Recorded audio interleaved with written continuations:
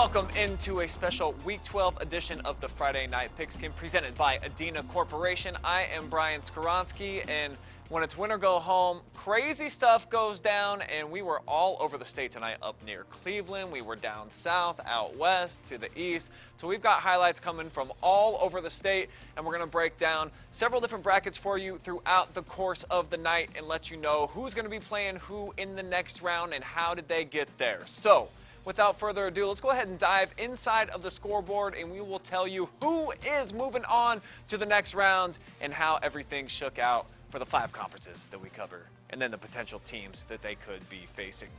How about the Tigers? Back-to-back shutouts in the postseason. Isaiah Darson ran for 95 yards. Duke Reese threw for a couple of touchdowns, and the Tigers D outscored Defiant 2-0 tonight with a big safety. Lutheran West goes down as the Green Wave come back from a 10-zip halftime deficit. This is their 3rd straight regional semifinal. West Holmes rolls in large part because Sam Williams-Dixon scored what's believed to be a school record 7 total touchdowns. This kid is unbelievable and was on full display yet again tonight. A very wacky ending to the Perkins-Van Wert game. The Pirates' field goal at the buzzer was blocked and taken back for a score, so the Cougars will be advancing.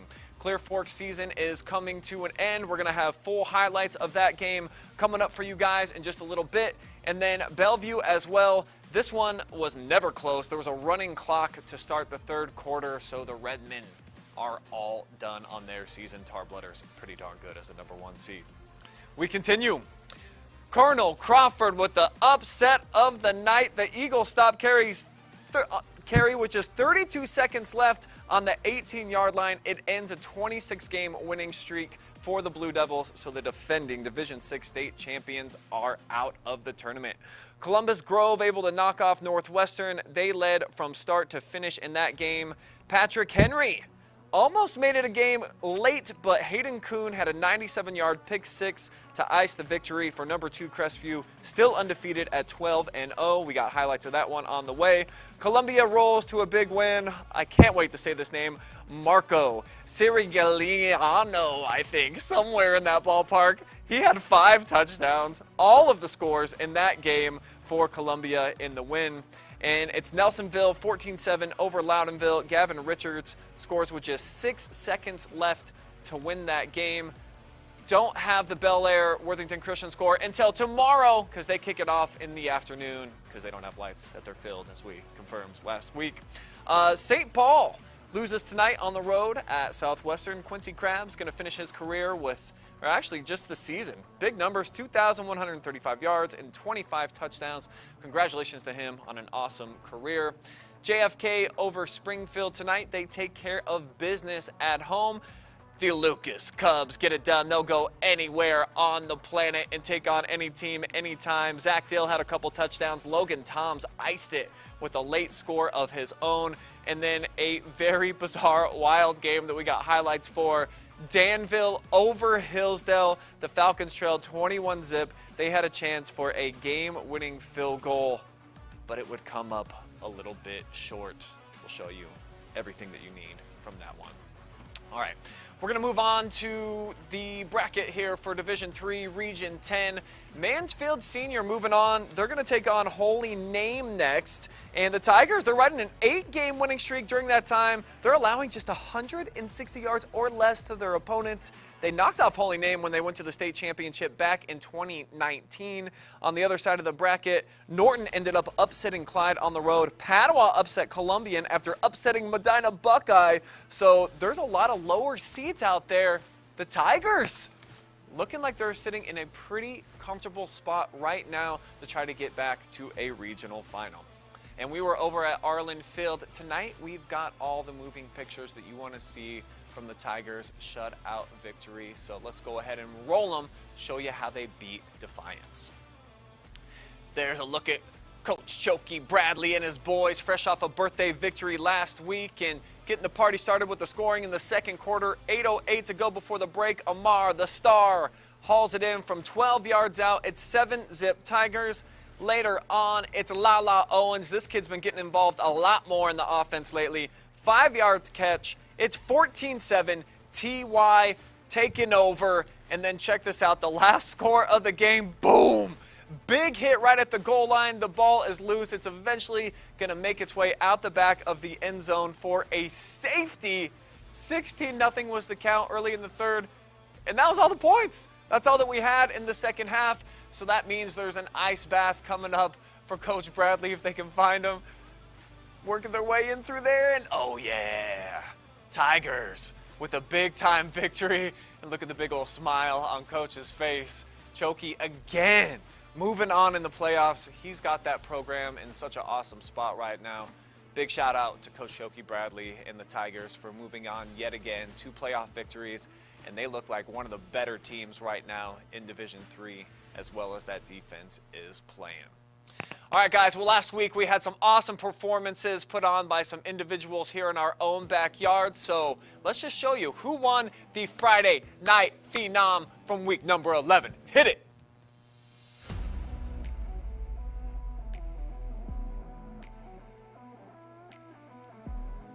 We tallied up all your votes, and you thought that this dude, Powie Alt, was the best of the best for his 12-carry, $188 performance on the ground, finding the end zone not once, not twice, not even 3 times, but a 4-pack of touchdowns for Mr. Alt.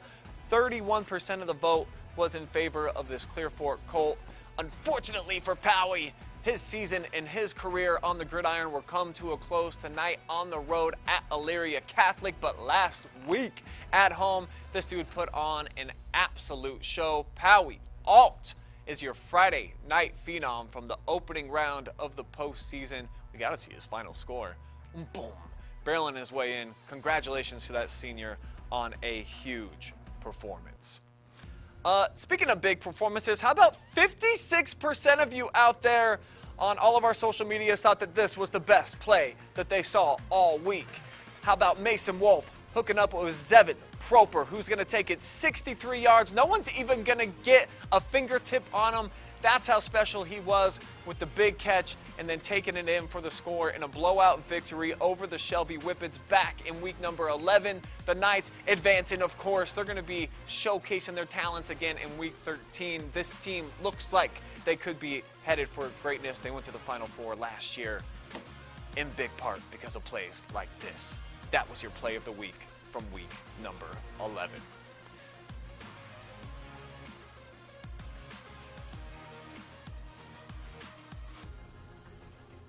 So thank everybody out there that ended up dropping us the comments and the votes on the Twitter, the Facebook, the Instagram, and the YouTube.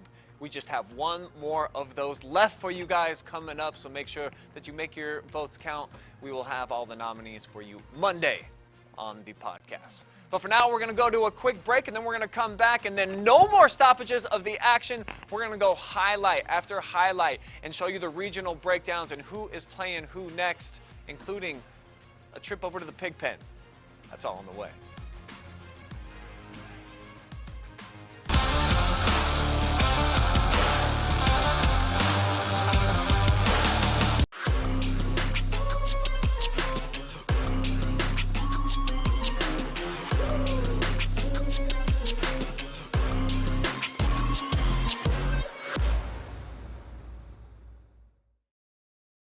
I'm Garrett G-Man Parlett, and check out my new show, The G-Man Project, exclusively on the OH Report.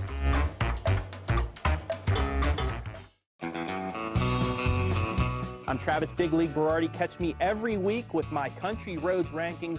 We'll go over the small school top 10 football schools here in the area.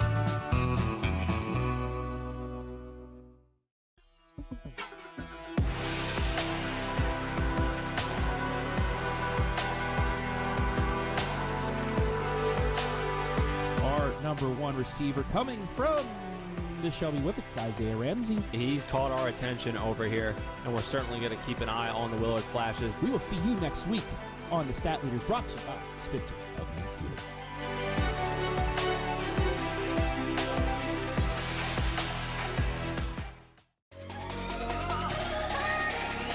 What's up, America? Brian Skoronsky here, and if you want to see me and the gang chop it up with some unintelligent conversation, we've got the show for you. Check out the OH Report video podcast every Monday, exclusively right here on the OH Report.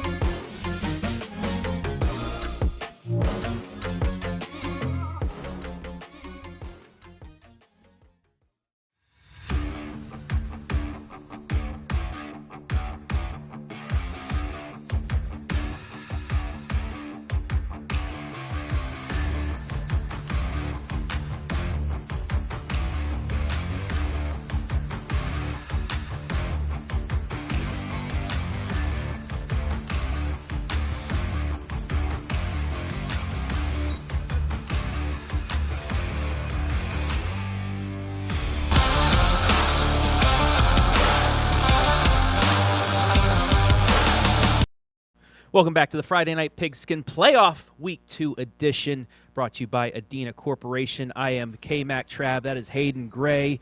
And back to the highlights. No more commercials tonight, folks. All highlights, all brackets, the rest of the way. Hayden, we had 2 pretty big games. You were down at the Kerry Crawford matchup. I was at, well, I wasn't at there, but I have the highlight of Clear Fork Elyria Catholic. But a couple big games this evening. Yeah, and I think a lot of attention was on that Clear Fork game. Obviously having to take a big road trip, but we've seen them just dominate and run their way through this season. So I know you want to dive in and show us what happened exactly against Elyria Catholic tonight. Yeah, with our player of the week, Powie Alt. Can they pull off the victory at Elyria Catholic? Well, let's look at those highlights. Elyria Catholic starts it off, 2-yard run. Levi Ellis, that'll make it 7-0. And then, nope, it's the same guy. Levi Ellis once again from distance. Look at the speed. Cuts back. He is gone. 14-0. And they're going to add on another one. Mason Halliburton will get the score right up the middle. 21-0. It looks like it's a runaway. Ellis going to add on a score as well. But here comes Victor Skoog, the GOAT. He's going to look, and then he's going to take off to the right side, avoids a tackler, and he's into the end zone. It's 28-7 at the break. Clear Fork with some work to do, but it's not going to come as Levi Ellis into the end zone once again. 35-7 on the 87-yard touchdown run, but they're not done. Mason Sansom, a 59-yard touchdown pass right here. Makes it 35-14. What a reception from Victor Skoog. But it was too little, too late, as Aiden Nepshield will run it in from 7 yards out. 42-14 is going to be the final. Clear Fork bows out in the second round. Levi Ellis for Elyria Catholic. 18 carries, 212 yards, 4 touchdowns, and he surpassed the 5,000 career rushing yard mark at the end of the game. What a running back. And just, Clear Fork, they just ran into a better team in that matchup of 5 and 4. Yeah, looking at those highlights, too, it looked like Clear Fork's a very physical team, but it looked like Elyria Catholic had kind of the upper hand in size, so that might have played a little bit, Clear Fork finally meeting a team just as physical as them for the first time, probably all year. But congratulations to the Colts, another fine year, MOAC champions, that Week 10 victory that I predicted. Once again. That's right. And then a nice win over Upper Sandusky. But, sometimes it's just not your night in the postseason, and the Colts bow out. As we take a look at the D4 Region 14 bracket with the Colts from Clear Fork falling to Elyria Catholic, and they will take on, well, the winner of that Bellevue-Glenville game, Glenville, with the huge victory running away. It was a running clock midway through the third quarter. And then on the other side of things, the bottom half of the bracket, West Holmes is going to be taking on Van Wert. So a big matchup there. Van Wert fans also in our comments section right now. D4 Mr. Ohio and the Associated Press. So that's going to be quite the matchup. Neutral site. We don't know where it's going to be. Maybe Marion, maybe Bell Fountain, wherever. But Final Four, Glenville, Elyria Catholic, West Holmes, and Van Wert. But the game of the night you were at, Hayden, the rematch. 7-3 the first time. Kerry got the touchdown late to knock off Colonel Crawford. Could they repeat it? Could they continue the streak, make it 27 in a row, or can Colonel Crawford get the upset victory and continue their Cinderella season, Hayden? I'm going to give it to you. Take it away, bud. Yeah, it was an absolutely packed house over at Kerry tonight. Fans flooding in from North Robinson and Kerry alike. So let's dive right in. Let's not keep you waiting and find out exactly what happened over in Kerry tonight. And it would start off kind of similar to that first matchup. It looked like it was going to be pretty defensive, but quarterback Cameron Lauer would find the end zone on a 45-yard touchdown run, and he's been that way this season. He's had that dual threat ability to him, but we're going to find out. He had to, really deal with some adversity tonight. That Kerry defense is really strong, and he found out right here kind of, there was some controversy around this one. Referees obviously don't have the privilege of instant replay like we do. So Landon Kimmerly would take this in for Kerry, 65-yard scoop and score, and that would be their one touchdown of the first half. It would be 7-7. But Colonel Crawford don't want to give them too much time, and that's exactly the reason A minute 21 left in the first half. Lauer to Trevor Vogt. Good to see him playing after, a potential injury that he suffered last week on that 13-yard touchdown pass. So the Eagles would lead 14-7 at halftime. Carey wouldn't be done, though. Those Blue Devils, they're not going to back Always down fighting. and fold. Niedercore would find the end zone on a 5-yard touchdown run after they absorbed a lot of that third quarter after the interception that they had, absorbed it all the way down to 3 minutes left. So we're tied up 14-14 going to the fourth quarter. And Colonel Crawford wanted to be the ones this time to have the last say. Micah Thomas, 2-yard touchdown run with 3:42 left to play. That would put them up 21-14. Gets hype with the crowd, and that's one of those cool things. They don't have a track around the field, so the fans can be really close. Oh, that's awesome. And it was that way all night, so they get to take the best play in all of football, that victory kneel, after they stopped Carey, who tried to do what they did last time. They had a chance, fourth down on the 18-yard line, but wasn't going to be enough. And Colonel Crawford gets a huge victory, 21-14 over the reigning state champs. As you said, they snapped that win streak, and I don't like to look too much into seeding a lot, and Colonel Crawford by far and by and large is the best looking 8 seed I've ever seen. Absolutely. That scoop and score 65-yarder really kind of disrupted things, and if that had that not happened, Colonel Crawford was having no problems tonight.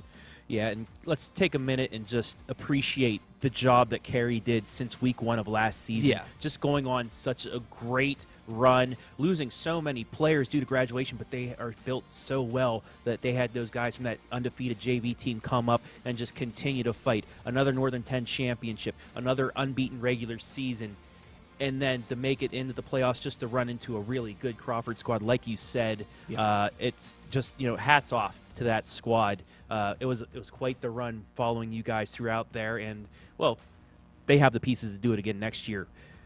But for saying that, Colonel Crawford, what a magical season they're having, playing for their coach, playing for Coach Tagg and everything like that. But Crawford now, they're in position that maybe down the line, could they be facing Carey? Could they be facing Crestview, right? I don't know.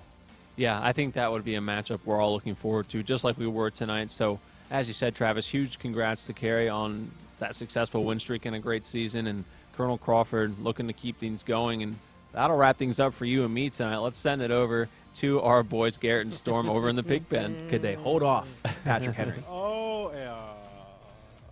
Hey, come on, man. Nice. All right. So welcome over to the pig pen. Storm Blunchley, joined by the illustrious Garrett Parlett. And Garrett, we saw a good one. Last game ever this season at Scott Bailey Memorial Field. One of the nicest facilities in the area. I mean, and I think that goes without saying, but I know you're really excited to talk about this game. Yeah, Storm, super excited to talk about this game. Last game for these seniors at Scott Bailey Memorial Field. Storm, as you said right there, but would they be able to get a win against, a tough Patrick Henry team coming on the road that, likes to spread the football around? So let's take a look at the highlights and see who was able to move on in postseason play. Storm, it was a solid game, to start out. But the Cougars would, of course, start first. Hayden Kuhn would hit Cleet Rogers here in the flat for a touchdown. Crestview would start the game 7-0 early, just as many people expected. But Patriots QB would hit Aiden Behrman with this incredible catch over top of Bryce Perkins. This is for a 34-yard touchdown. It's 7-6. They missed the two-point conversion. First play of the second quarter, Addison Raymer gets ghost with a huge touchdown run, showing off his elite rushing skill. Storm 14-6 in favor of the Cougars. Devin Holloway would make a PAT. Pats QB Myers would punch in another QB power here for a touchdown. It's 14-7 Storm after two-point conversion. Michael Mays would get a spin cycle touchdown here. It's 24-14. Cougars are beginning to really put this one away, but this would be the dagger, Storm. Hayden Kuhn would put the dagger in the Patriots with this tip drill interception, 97-yard pick six, as Crestview's beginning to feel it, Storm. They announced that Carey had lost. The crowd started going crazy. They got, they were back in their feelings, but the Patriots weren't done yet, Storm. They would get a touchdown here in the late stages of the game, 31-32. Myers would get a late-time TD with another QB power. But then Crestview Storm would go on to run the clock out as they will move on in postseason play with a big 31-22 victory. I feel like a lot of the Crestview scores this year have been a lot closer than the final score indicated. Haven't you felt that just covering them throughout the entire regular season and into this postseason? Well, Storm, I'll tell you this. I think the Patriots were a very tough matchup for Crestview, the way that they play offense, because Crestview, I think, struggles when they have to, cover the entire width of the field, and they don't really have to focus on the run game because Patriots really didn't run the ball. Those are all passes, and that's the Crestview's weakness. But Owen Barker, he had a touchdown storm if he was able to hold on. It was about 65-yard touchdown, pitch and catch from his QB. But they hung tough today, did the Patriots. They gave Crestview a good fight, but I think once they they announced the Carey Law storm, it kind of gave Crestview another additive juice to their big win. But Crestview moves on strong with a 31-22 victory.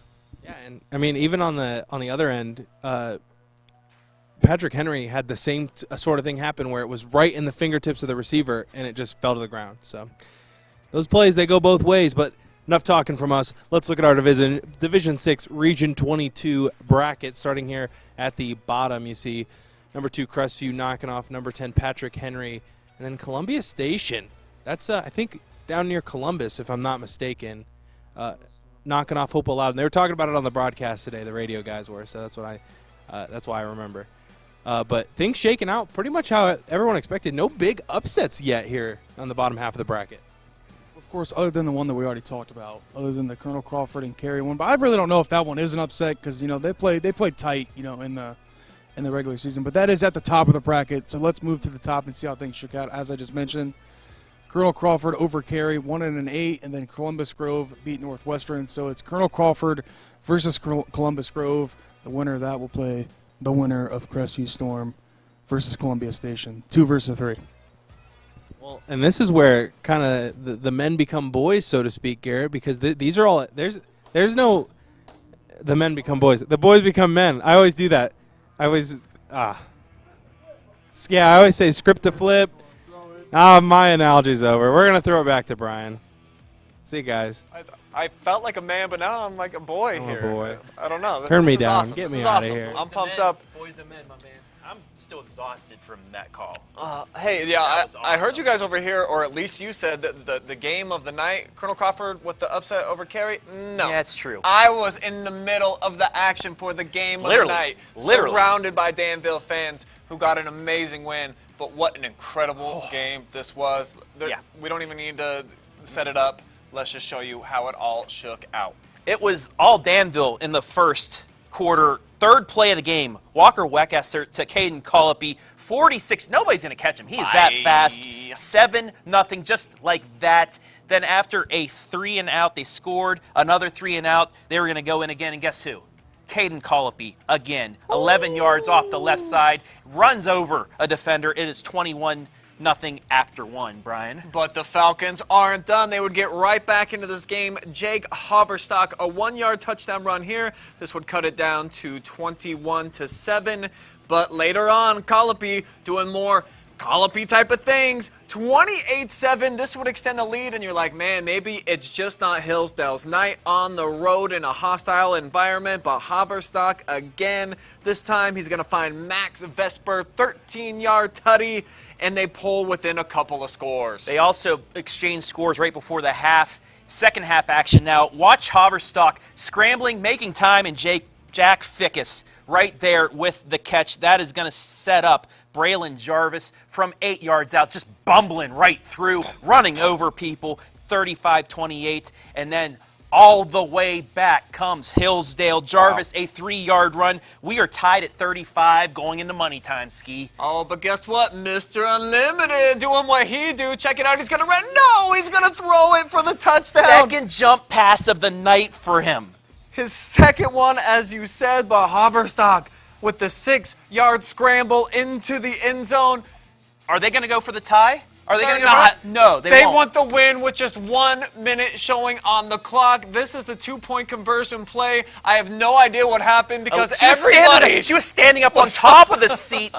Wide receiver fell down, incomplete pass. Now the onside kick attempt. I mean, who recovers an onside kick? You know who recovers it? Hillsdale. Who else but Jarvis jumps on the ball. There is still life for the Falcons here. With a minute remaining, they still had 3 timeouts as well. Going down to the final moments, though. Field goal 36 for the yarder win. for the win. Will they get there? No. Got under it just a little too much. Danville wins an instant classic, 42-41. Wow. Almost 800 total yards, 83 total points, and we still got back here at a decent time after an hour drive. Just barely, Travis, but what an unbelievable game. You saw the 21-point deficit not once, not twice, but 3 different occasions for Hillsdale, and I think that a lot of folks, at least in the Danville section, kind of left them for dead, but the Falcons, they just kept trudging along, chipping away. They came back, so want to give Coach Klein and his crew and the staff, you know, so much guts. They had to make some big calls at the end of the game, going for the 2-point conversion. And didn't work out. Had to go for a 4th down. Didn't work out. Kicked the field goal. None of it ended up going in their favor. But, man, just to get back into that game, it was pretty fascinating. They wanted you go for the win on the road. That's exactly what they were able to do. Just at the end, unable to finish it. There was a 3rd down play right before that field goal where Haverstock had a man open, but threw it behind him. That could have been a 1st down, got a closer field goal or a chance to, you know, even go for the touchdown. But just, it wasn't Hillsdale's night. But I said to you multiple times, that was the best game that I have seen this year and maybe in the last few years as well. That was so fun to call. But you know what? A rivalry is going to be renewed because it's Danville, Lucas, somewhere in North Central Ohio. I'm hoping it's Clear Fork. It might be Orville, maybe Madison, somewhere. But we're not going to have to drive an hour or 2 to see this one. And, you know, I already asked, can I be on the call of that with you again? Like, we need to do this game on Saturday I think we need to run it back. We'll just hopefully we get one that good again. But last time that Hillsdale and Lucas played, it was pretty good. We'll see if Danville versus Lucas is just as good. Let's show you the Division 7 Region 25 bracket. And that's right, Lucas going on the road. They knock off previously undefeated Lowville. So back-to-back long distance journeys for the Cubs. And I seen Jake Furr put in our group chat, if Lucas goes on to get to the state Final Four, go ahead and give the keys to Richland County to Scott Spitler. He's earned them. Oh, absolutely. And it was chalk except for Lucas. So number 1 JFK versus number 4